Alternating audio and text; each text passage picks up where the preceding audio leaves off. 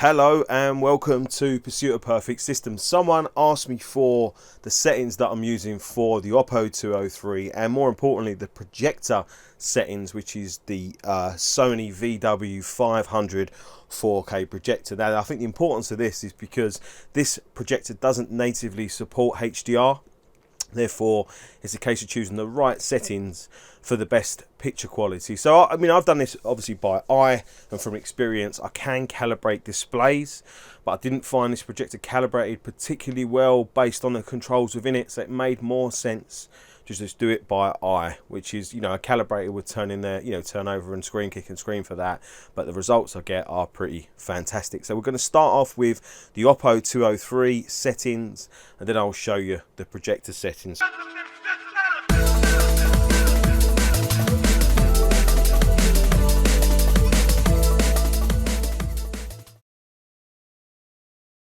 So if we quickly go to the Oppo 203 menu screen, unfortunately the menu screen doesn't fit on the screen particularly well because it's not set up for this ratio. However, if we go into our setup, you can see we've got a different option. So video output, this is really important.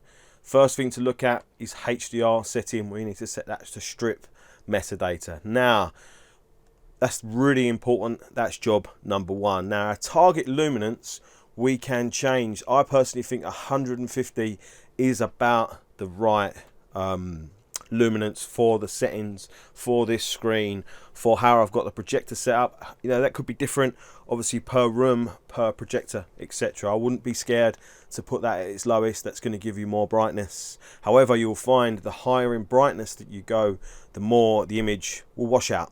So a nice kind of middle ground I've found is about 150 nits as a setting. It's plenty bright enough, but it doesn't wash out the image, and you get, you know, a lot of pop, and you get a lot of kind of peak highlight information, which is really what it's designed to do. So that's the first setting that we need to change. I would then go output resolution, set that to custom.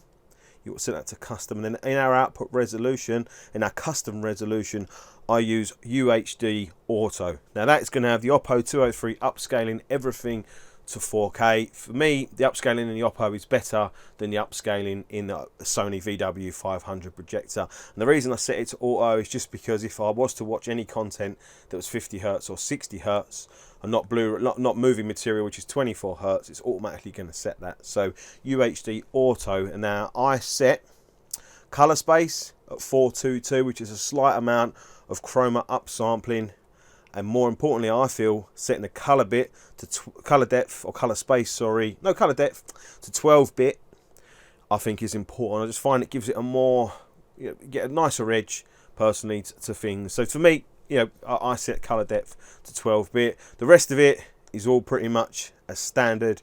On audio, you know, we just set our HDMI output to bitstream for most products. Some products you'll set it to LPCM if you want the player to do that initial decoding. So that is pretty much it.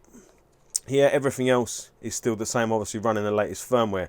So if we quickly just come out of the menu and go back into the movie. Actually, we will use this screen. If we look at the different modes we've got here on the actual projector, for me the reference is the best. It's going to be the most calibrated image, I personally think, for our settings. So if we pull up the projector menu, we've got, you know, calibration, we've got obviously preset preference. Reality creation I actually turn off. Cinema Black Pro, Advanced Iris. Cinema Black Pro, Advanced Iris, I have that off. However, I have our projector brightness on maximum. We want maximum brightness, obviously, from this projector, especially as it ages. Contrast enhancer on high. I'll explain why in a second. And lamp control, obviously, on high. That puts our projector in maximum brightness. Now, you're going to suffer some heat and you're going to suffer some fan noise. But for me, when you put the projector in low lamp mode, it just doesn't have the pop. It just dims things too much for me, and yeah, the picture is just much better in high mode, and it's much better with the brightness blasting out as well. Now the reason I set contrast enhancer to high, again that's the thing a calibrator would want you to turn off, that's like an artificial enhancement, is because for this particular projector its biggest weakness is its contrast performance. So if you look at certain images with black areas, they are quite grey.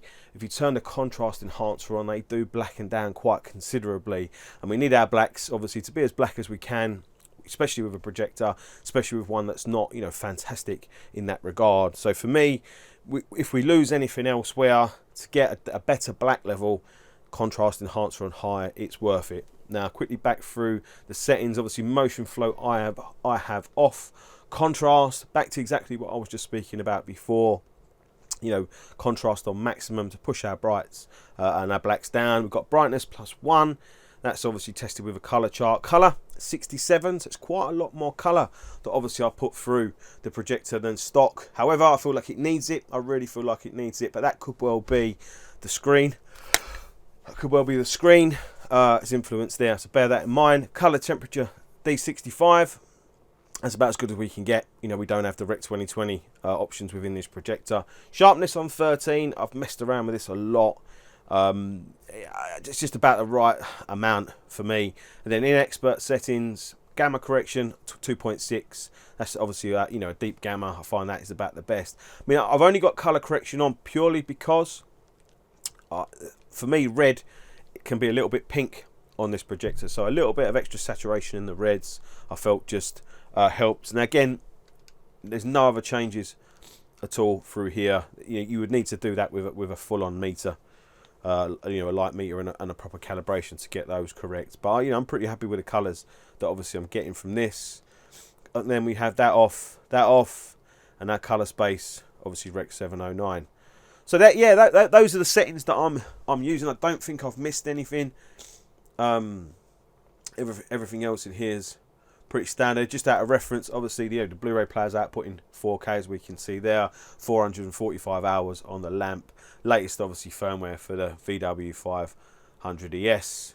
And yeah, that's obviously where we are at the moment. So, you know, for the chap who asked for this, I hope this is a helpful video. For everybody else, it's probably not going to be, unless obviously you're running this exact kit. So bear in mind the important things to do for this Oppo 203. You want to set that to strip metadata, so that way it's outputting the full Rec 2020 color. And obviously this projector doesn't accept it, but it seems to accept it. So, you know, I found as Oppo have been updating the firmwares for this player, the amount of color that's needed has changed. With the early firmwares, it needed a lot more colors because the strip metadata function wasn't working properly. And as they've updated it and updated it and updated it and updated it, I've gradually sort of petered the color down. So I hope that's helpful. You know, for the chap who likes this video, I hope you do. For anybody else, if this is helpful for you, great. Don't forget to subscribe to the channel if you haven't already. I've got some reviews coming up for UHD Blu Rays. If you haven't seen those, please go and watch those. And I'll see you in the next video.